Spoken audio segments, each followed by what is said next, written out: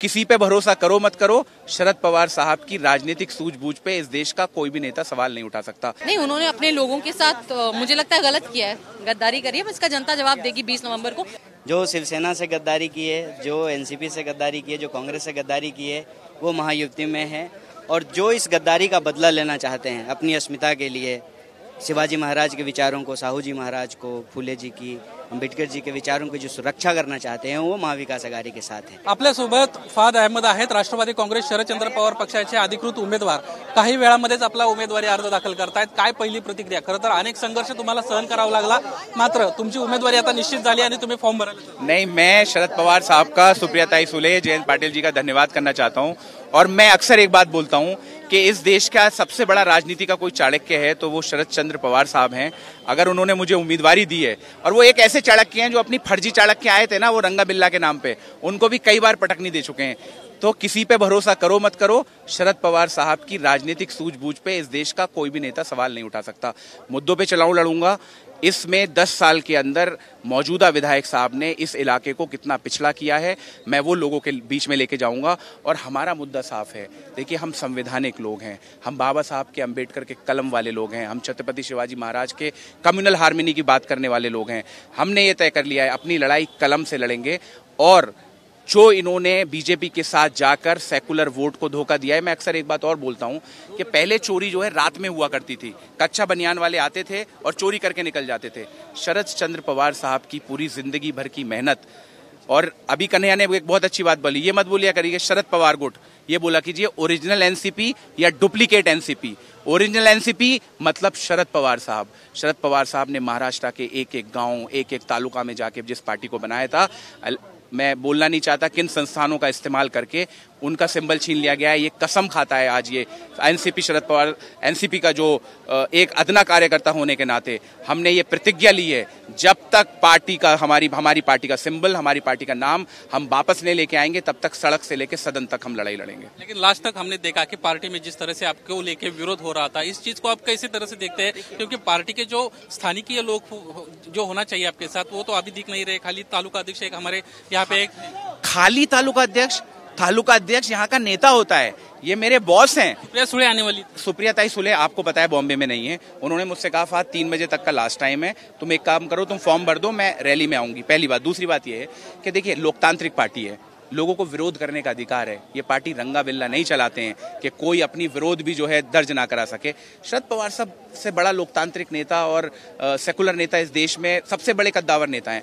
बिल्कुल उन लोगों को अधिकार है विरोध करने का। आज नॉमिनेशन हो गया है, परसों से आपको सब भाई हमारे एक दूसरे के साथ दिखेंगे, और बीजेपी को हराने का, और जिन्होंने शरद पवार साहब से उनकी पार्टी छीनी, जिन्होंने शरद पवार साहब से गद्दारी करके दूसरे दल में गए, उन लोगों से हम लोग लड़ाई लड़ेंगे।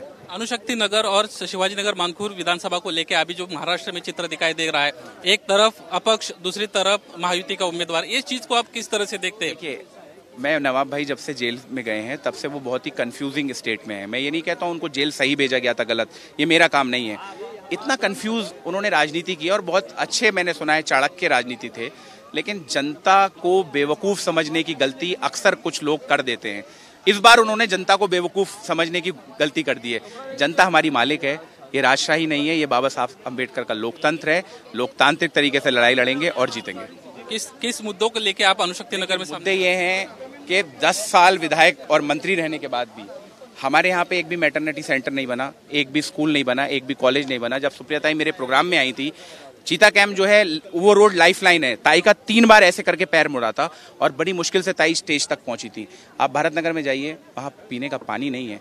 मेरी माएँ, मेरी बहनें सर पे जो है 20 लीटर की टाकी लेके पहाड़ चढ़ती हैं। मतलब फंडामेंटल राइट्स भी आप मुहैया नहीं करा पाए। आपने नशे के कारोबार को किस तरह से जो है, आपने नशे पे खूब बोला, मीडिया में खूब बोला। अपनी कॉन्स्टिट्यूंसी में क्या किया? कुछ दिन पहले उनका एक कार्यक्रम हो रहा था, राष्ट्रवादी चषक, क्रिकेट खिला रहे थे युवाओं को, और उसके जस्ट पीछे लोग नशा कर रहे थे। वो वीडियो शायद आपने भी देखा होगा। तकलीफ है।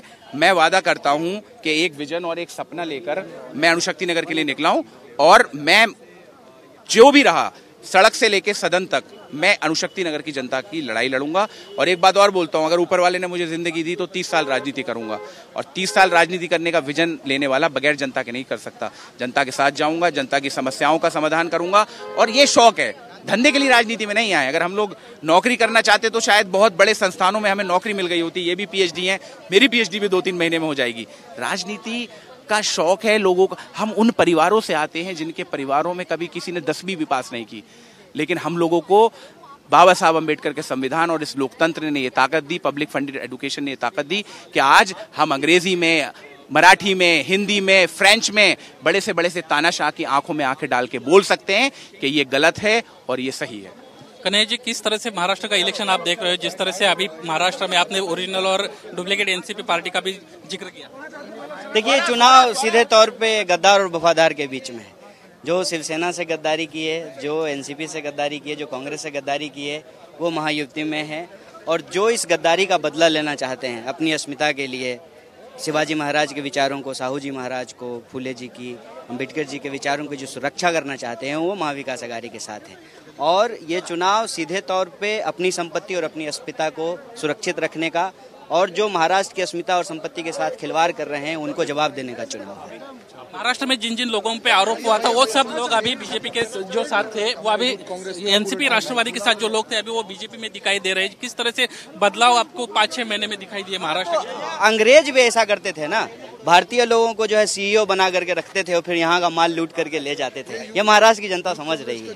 आपण पाहतोय महाराष्ट्राची जनता हे सगळ्या गोष्टी समजते। ज्या पद्धतीने मागच्या काही दिवसांमध्ये महाराष्ट्रामध्ये घडामोडी घडल्या त्याच्यावर ही टीका या ठिकाणी केल्याचं पाहायला मिळतंय। स्वरा भास्कर या ठिकाणी आहेत, आपण त्यांच्याशी देखील बातचीत करण्याचा प्रयत्न करणार आहोत। खरं तर हे दोघं महत्वाचे या ठिकाणचे नेते आहेत ज्यांना सीआय एनआरसीचं जे आंदोलन होतं त्यामध्ये प्रामुख्याने भूमिका घेतली होती। आंदोलन या दोघांना केल्याचं आपल्याला पाहायला मिळालं होतं। क्या कहेंगे जिस तरह से फहद भाई अभी इलेक्शन चुनाव को सामने जा रहे हैं, क्या प्रतिक्रिया आपकी? नहीं, मैं ऑफ कोर्स मैं मतलब उसकी पत्नी हूँ, मैं बहुत खुश हूँ। और ना सिर्फ पत्नी, मुझे लगता है कि हम एक ही किस्म के जो पॉलिटिक्स है उसके हमराही भी हैं। और मुझे लगता है, मेरा पूरा विश्वास है ऑफ कोर्स हस्बैंड होने के अलावा, कि फहद एक बहुत अच्छा नेता बनेगा, वो एक बहुत अच्छा पीपल्स लीडर बनेगा, क्योंकि वो पीपल में से ही आया है। वो कोई बाहर से इम्पोर्टेड माल नहीं है। वो 2016 से इस क्षेत्र में अणुशक्ति नगर में रेसिडेंट है। उसने पढ़ाई करी है टिस में, यहाँ पर उसने आंदोलन किया है टिस में भी, बाकी भी उसने पूरे कोविड में उसने काम किया है यहाँ पे। और वो आपको दिख रहा है जिस तरह का उसकी हर रैली में, हर मीटिंग में जिस तरीके के क्राउड आ रहे हैं, लोग जुड़ रहे हैं हमारे साथ, ऑर्गेनिक तरीके से जुड़ रहे हैं। वो इसलिए जुड़ रहे हैं क्योंकि वो पहचानते हैं कि ये हमारा बंदा है, ये इसने हमारे साथ काम किया, ये हमारे सुख दुख में खड़ा रहा है। तो मुझे लगता है कि बहुत ये जो है शरद पवार साहब, सुप्रिया ताई, अखिलेश जी और अबू आसिम आजमी साहब की पॉलिटिकल विजन है, उनकी पॉलिटिकल एक्यूमेन है कि उन्होंने सही कैंडिडेट चुना। और दूसरी चीज़ मैं ज़रूर ये कहना चाहूँगी, और आप भी मीडिया वाले ध्यान दें इस पे, कि महाविकास आघाड़ी और इंडिया अलायंस किस तरीके से यूनाइटेड होके लड़ाई लड़ रही है, कि वो उनकी नीयत, उनका ईमान साफ है। वो अंदरूनी पार्टी पॉलिटिक्स में नहीं फंसे। उन्होंने अणुशक्ति नगर में रिकॉग्नाइज किया कि कौन कैंडिडेट सही कैंडिडेट है।